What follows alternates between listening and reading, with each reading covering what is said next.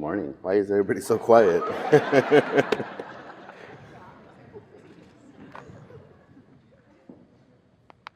Of course, my computer logged right before I get up there.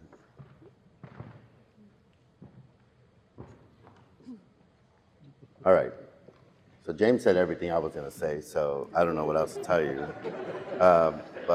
It's so exciting for me to be back here with all of you. I know probably 60 to 70% of you in the room. When I left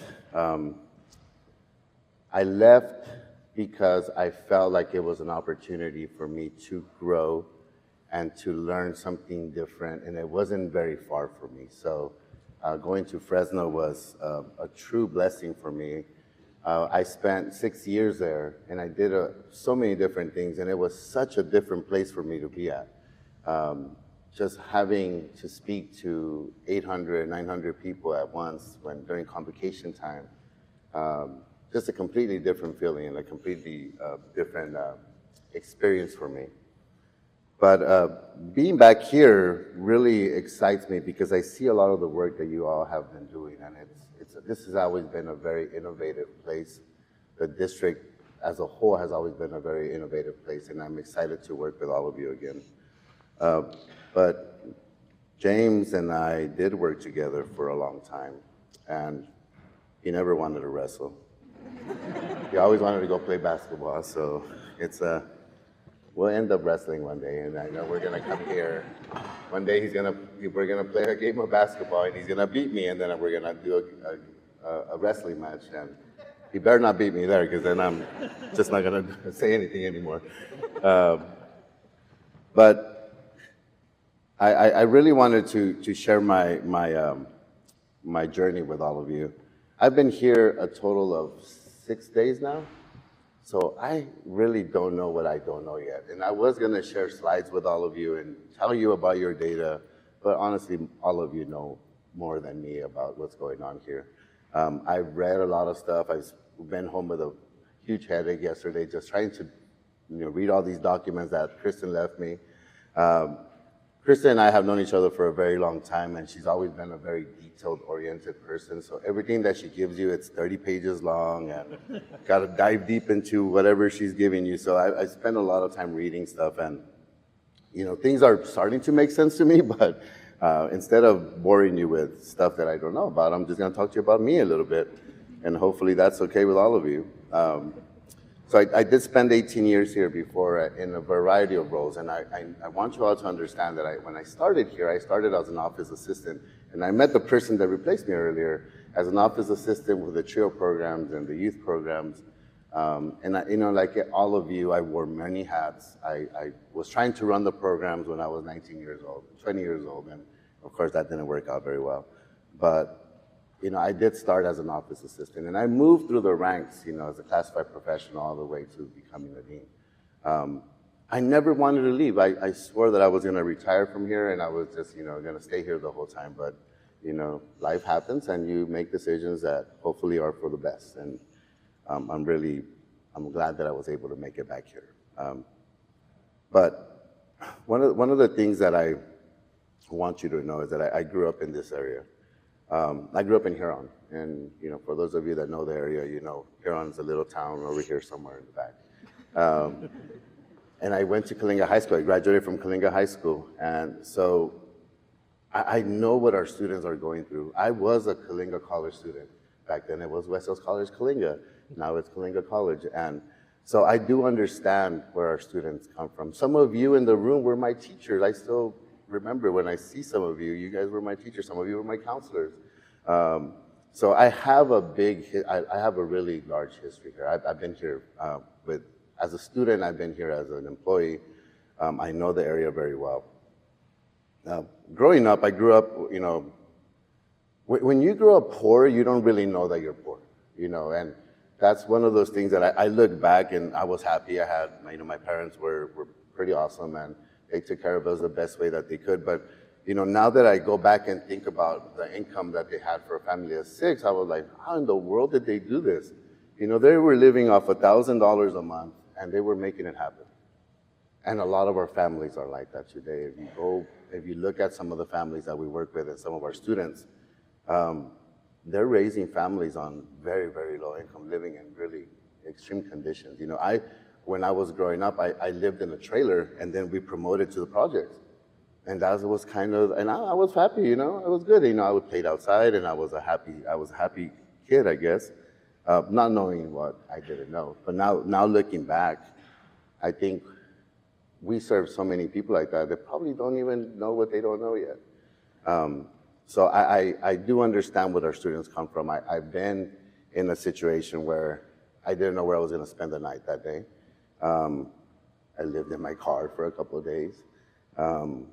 I didn't have money to get gas for my car. And so those are all little stories that I can share with our students when I meet with them and I talk to them. Now, some of these things I don't share with everybody just because people don't care, maybe. I mean, that's the way I feel sometimes. But our students do. Our students want to see themselves in you, and they want to see that one day they could get to that next level where they are financially stable.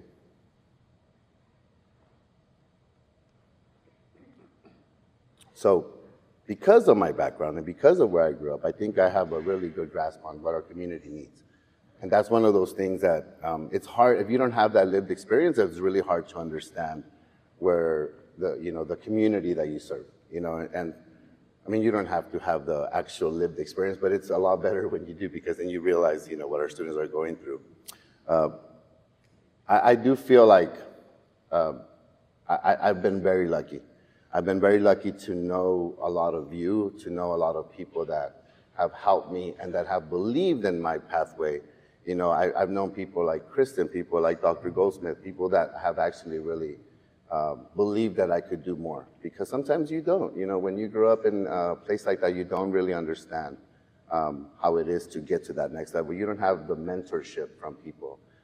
When I was at Fresno, I spent a lot of time really building a mentorship program for our men of color, for example, because I know that that's one of the things that we need. And our boys are not coming to school. If you look at the data, probably even here, I had a 65% female campus at Fresno. Madera had a 75% female campus, and I'm sure that it's probably very similar here. So what do we do to attract our males? And I think storytelling is sometimes important when you go out and do outreach and recruitment, and really try to get people to come in. At the federal level, our presidential administrations have done quite a good job, I think, in really pushing people away from education. And regardless of what side you lean on, I'm not here to tell you how to vote, but regardless of what side you lean on, they've done a good job in making sure that people know that school is too expensive to go to go and get an education, or almost putting it off. And we need to get that back. We need to make sure that our students are coming back, especially our males. But in looking at the data here, and I think I have a slide, my only slide.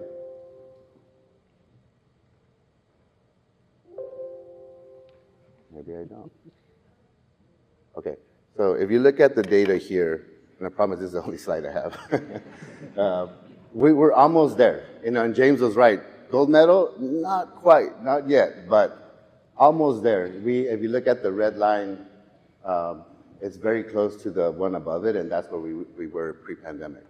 So if you look, we still have a little bit of work to do, but we have to get our numbers back, because the state is going to start doing a 3-year average on how they fund us, and if we don't start really focusing on our enrollment, our budgets are going to start to really hurt, and that means less resources for our students, and we don't want that. If you know anything about the student funding formula, 70% of our funding still comes from our enrollment, so we want to make sure that we get our students back. And when you're out there doing outreach, I know that the outreach teams are at the high schools. I know that you're at community events.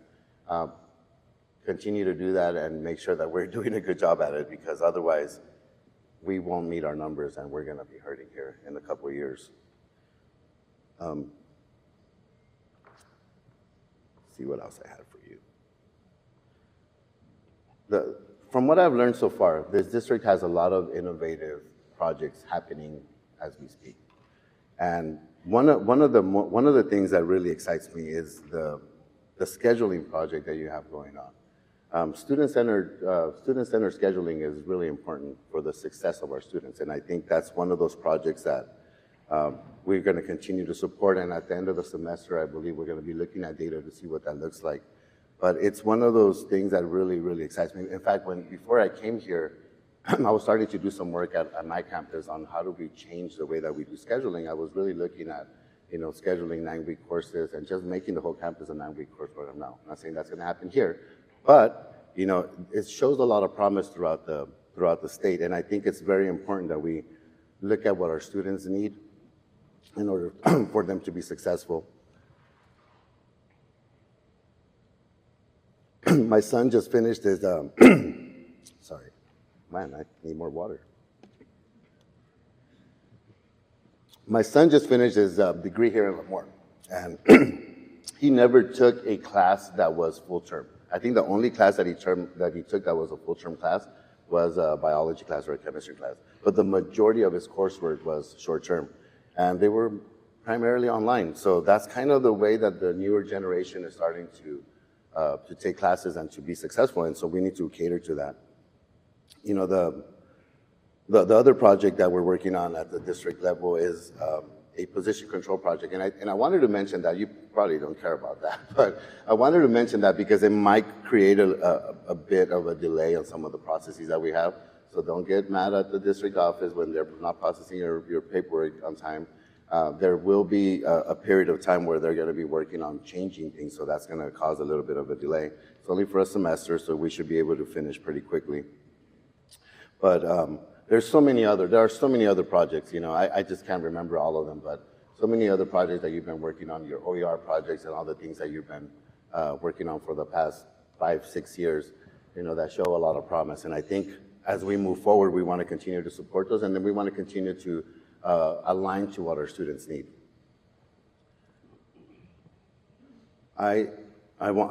In closing, I said that I wasn't going to speak very long, and I think I've already spoke for 10 minutes.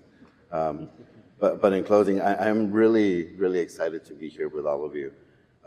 Having worked at Kalinga campus, having worked at Lemoore, and having worked at NDC, I want to make sure that our students feel like they belong on our campuses. In fact, at Fresno, if you go to Fresno City College, if you have an opportunity to visit the campus, so I started putting the words "you belong here" on the walls. I didn't realize that it would have the impact that it did on our students, but I would have students come up to me and tell me, that's a really cool phrase, I really like that, and I feel like I belong. I mean, I don't know if it was true or not, but our staff and our faculty really felt the difference when we started doing that. So let's make our students feel like they belong, and I am here to support the campuses as much as possible. The presidents, you have wonderful presidents. I'm here to provide them with the resources that they need to hopefully make the campuses what they need to be in order for us to serve our students. I am pretty big on athletics. I want to come in and practice with your student athletes if I can. Of course, I'll bring James with me one of these days, and we'll have a wrestling match. Carla probably played basketball or something with her, not so much wrestle. Yeah, but I am pretty big at athletics. I believe that if I wouldn't have played soccer when I was a kid, I probably would have never made it here. Athletics really kept me out of trouble, and I think I'm pretty sure that that's one of the reasons why I was able to go through school and be able to get to where I'm at today. So I really do believe in our student athletes. So before I start scrambling and going all over the place, I'm going to hand it back to James, or who? Kyle now? So Kyle has the data that I was going to present to you. So whatever he's going to tell you, I was supposed to tell you guys that. So anyway, it's a real pleasure to be back with all of you, and I look forward to working with all of you. Thank you.